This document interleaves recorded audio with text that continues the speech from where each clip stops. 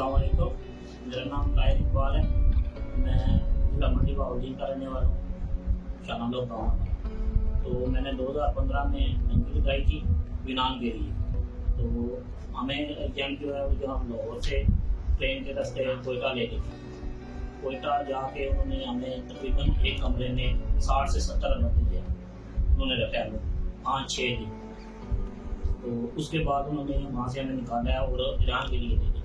जब ईरान के लिए लेके गए हैं तो वो भी बहुत मुश्किल थी हमारे लिए कि एक गाड़ी की डिग्गी में किसी को उठा रहे हैं 5-5, 10-10 बंदे, कभी किसी को टैंकरों तेल वालों में डाल के ले गए। तो बहुत मुश्किल से हम जो है ईरान पहुँचे।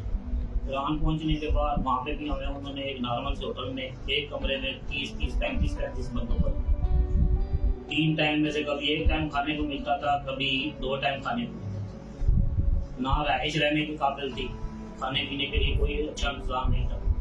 वहाँ पे जो हमें रखा उन्होंने 10-15 दिन बहुत मुश्किल से हमने गुजारे। उसके बाद उन्होंने हमें तुर्की के लिए आगे डंकी लगवाई है।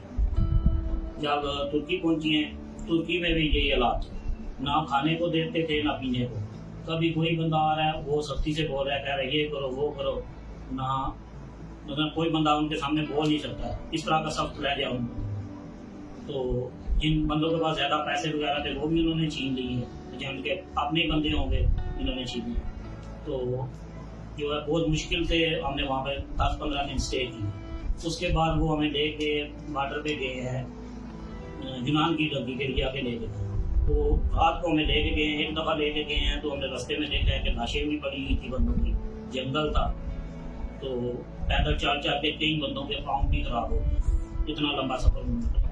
फिर हम वापस आए हैं 2-3 दिन के बाद, दोबारा उन्होंने हमें ट्राई किया। लेकिन हम जब फिर वो हमें लेके गए हैं तो वही हालात है, चल चल के कम से कम 5-5, 7-7 घंटे हम पैदल चलते हैं।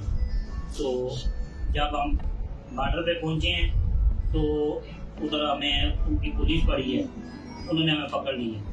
पकड़ के उन्होंने पुलिस ने भी काफ़ी मारा है। उसके बाद उन्होंने हमें वापस एजेंट किसी तरीके से मेल मिलाप करके उनसे छुड़ा के हमें वापस किया। तो मेरा तो यही पैगाम है कि अपने घर में रह लो, भूखे रह लो, लेकिन किसी सूरत भी किसी कीमत पर भी यूनान या किसी भी मुल्क के लिए धमकी के रास्ते ना जाए। लीगल तरीके से अगर किसी बंदे का कोई बनता है काम तो वो कर लो, अगर नहीं बनता तो ना करो। यहाँ पे एक टाइम का खाना खा लो, वहाँ जाके ज़्यादा कमाई के चक्कर